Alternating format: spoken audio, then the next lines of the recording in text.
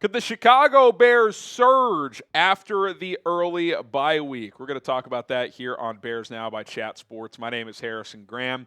We're going to explore Ben Johnson and how his offenses the last 3 years performed after the Lions' bye weeks. And then we'll kind of compare heading into Washington off the bye week this year versus last year under Shane Waldron and what happened, and hopefully Ben Johnson can do a better job in that regard. But first, we are closing in on 133,000 subscribers. If you want free and daily Bears content, all you got to do is hit the subscribe button. We're less than 500 subs away from our next milestone. We've challenged the Commanders Report in a subscriber battle this week, so if you want to take them down off the field so they can win on the field, let's make it happen. Hit that subscribe button.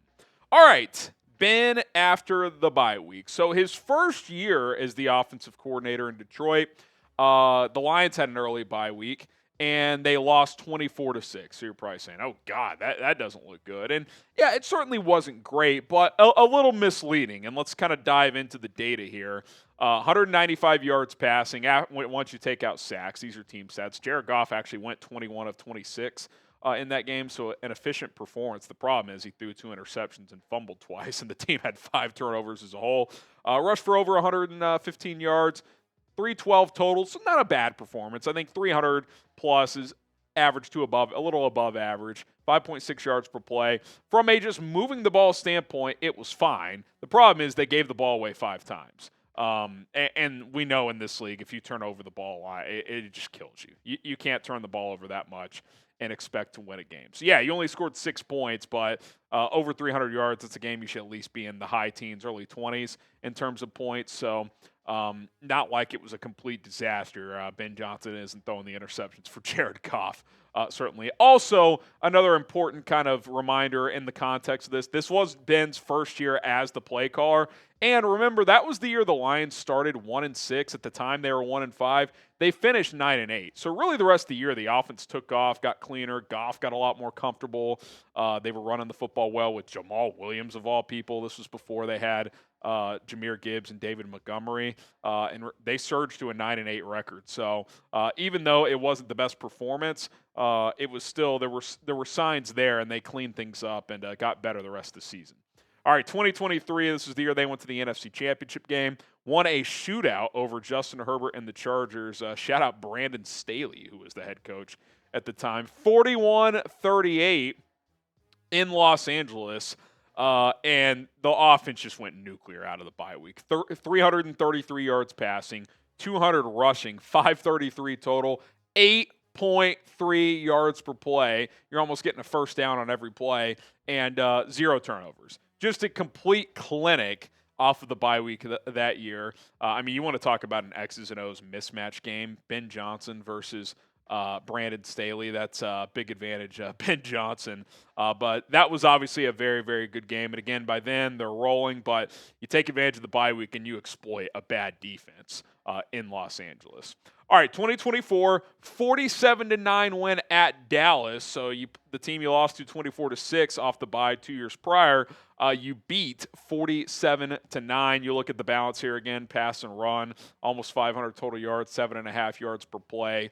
Again, year 3 in the offense, 0 turnovers as well. So what do you make of all this? I would say in general, Ben Johnson had good game plans. The first year in the offense, turnovers were a killer. The skill talent wasn't quite as good, but you would trust Ben Johnson with the extra time to put together a good game plan against Washington this week. And also an interesting common theme here, all 3 of those games on the road, just like the Bears game this week. So I don't know if that's just a coincidence or what, but they were ready to play in those road games, and I would think that this team will be ready to play. Now, you wonder, is this going to be more like the first year of Ben calling plays in Detroit where, maybe you do some good things, but mistakes hold you back? We'll see. I think this offense and this team right now going into Week 6 are in a better place than they were in Week 6 that first year in Detroit. It sounds weird to say because by the end of the year, that offense was awesome. But remember, it's a tale of 2 seasons. 1-6 start, 8-2 finish, 9-8 overall. The Bears are 2-2, and the offense really from Week 2 on has kind of been pretty solid. overall. So you just never know. New team, different situation. He's the head coach. It's hard to compare, but I think in general, you give Ben Johnson extra time, you feel pretty good about what the game plan's going to be. Obviously, the player's got to go execute it. All right, who you got in this game? Type CHI for the Bears. Type WAS for the Commanders. Who do you think wins? And if you want to tell me why that team wins, go ahead and let me know. All right, coming up. So, will the Bears play well out of the bye week? We'll compare how they played out of their bye week last year and kind of talk about how they need to play coming out of the bye week this year as they face the same opponent off the bye week, the Washington Commanders. But first, we got to tell you about our awesome sponsor. That, of course, is Prize Picks. Daily fantasy made easy at prizepicks.com/CLNS. You and I make decisions every day, but on Prize Picks, being right can get you paid. Don't miss any of the excitement this season on Prize Picks, where it's good to be right. How do you play Prize Picks, you ask? Well, it's very simple. You pick 2 to 6 player lineups, more or less on the stat projections available, and you're good to go. And if you hit on your lineups, you win money, up to 2,000 times your money on certain lineups with Prize Picks. A cool feature on Prize Picks is you can follow other Prize Picks players directly on the app and copy their lineups in one click, whether it's a friend, a celebrity partner of Prize Picks, or just someone whose lineup or picks you like. Hit the follow button and check out every lineup they create in the new feed tab on Prize Picks. For tonight, little Monday night action. I got a 3-player lineup. I like Isaiah Pacheco to go more than 29.5 rushing yards. He's struggled this year, but that's a low number. I like the more on that one. Trevor Lawrence, I do think he throws at least 1 touchdown pass. Goblin play there to throw for more than half a touchdown. And then Demon play to kind of even it out there. Tougher to hit, but I do think Xavier Worthy could find the end zone tonight as he is Patrick Mahomes' top target currently. 3-player lineup. Check it out right now. Download the Prize Picks app today. Use our code CLNS to get $50 in the lineups after you play your first $5 lineup. That's code CLNS to get $50 in the lineups after you play your first $5 lineup. Prize Picks, it's good to be right. All right, can the Bears reverse course? Obviously, at the end of the game, the Bears were in position to win, and in the fourth quarter, the offense played well. But for the most part, the offense really struggled against Washington in that game out of the bye week a year ago. So much so that you were like, God, this team just feels underprepared despite having the extra time.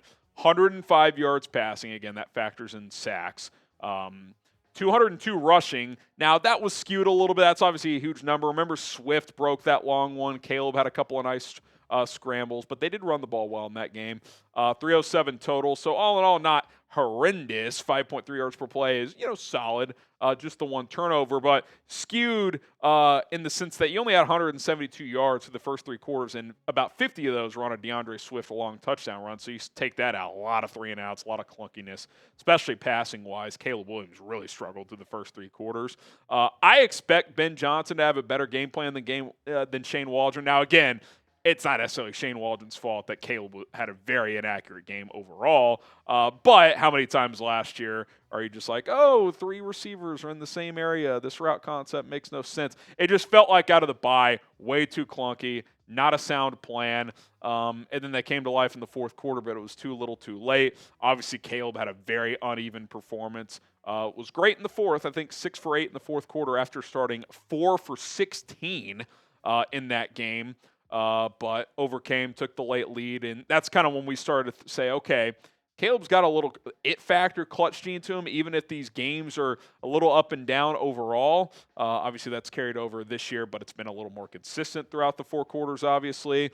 So not only do I expect Ben to just have a better and more sound game plan, and obviously just better designs, play calling, all that stuff, which we've seen, but I also expect Caleb to play better. I think he's going to do better than 10 for 24. I don't think he's going to start 4 for 16. I mean, that is just abysmal. So don't forget, too, though, before the bye week last year, it was alarming that Caleb played that poorly. Caleb, granted, the opponent's not good, Carolina and Jacksonville, but still threw for 530 yards and 6 touchdowns against just 1 pick in those 2 games prior. I remember doing a video the Bears have a quarterback, and then he just came out flat. The offense wasn't playing in sync against Washington. So I just think Caleb's a little more dialed in, a little more focused. He said last week he's only taking 1 day off during the bye week. He's going to be locked in and, studying, getting his body right, all that stuff. So I just think this team feels like a more mature team. Doesn't mean they're going to win, but I think overall they'll come in more focused and with more determination to play better out of the bye week, especially offensively, where there were some clear struggles in this game, and that carried over to the next several weeks as they obviously lost a bunch of games there. Okay, what is your confidence level in the Bears this year coming off the bye week? Because there's been some poor performances in the past. Scale of 1 to 10. I feel pretty good. I'm not saying they're going to win. I did predict them to win 26-24, but I do think it will be better, and it's a huge opportunity, man. It is a huge opportunity for the Bears in this game, because if they beat Washington here on Sunday, there's a lot of winnable games coming up. This is kind of one of those 50-50, 45-55 games that, you got to win enough of these games to be a playoff team. Kind of like Minnesota week 1, kind of a coin flip game, right? You got to win those more often than you lose them if you want to be a playoff team. Well, you win this one, you're 3-2, then look at the next 6 games. Saints at home. I know they're feisty, but that's a team you should beat. At the Ravens, Lamar might be back by then, but they have a lot of guys that are banged up right now. I can't imagine they're all going to be back. It's still probably going to be a dog in that game if a couple guys come back, but that's more winnable than it was when the schedule came out. At the Bengals, Joe Burrow's not playing. They look like a mess. We'll see how they look in a few weeks, obviously. Giants at home. I mean, is Brian Dable still the coach by then? Who knows? At the Vikings, I think we all believe that this team can beat the Vikings. They should have beat them in week 1. And the Steelers at home, I know they're 3-1, but I'm not terrified of the Steelers. Aaron Rodgers is just fine at 41 years old. Their defense has played better the last couple weeks, but has not been dominant like many expected. So, if you could get to 3-2, I think 4 out of 6 in that 6-game stretch is very doable. Then all of a sudden, you're 7-4. Heading into the final stretch where you have the Eagles, the Packers twice, the Lions, the 49ers, tough stretch. But if you can get to 7-4, the path to the playoffs becomes real. So this is a huge game, man. And how you play, how you prepare out of this bye week can really determine a lot, not only in this game but moving forward. So I trust Ben to have the boys ready.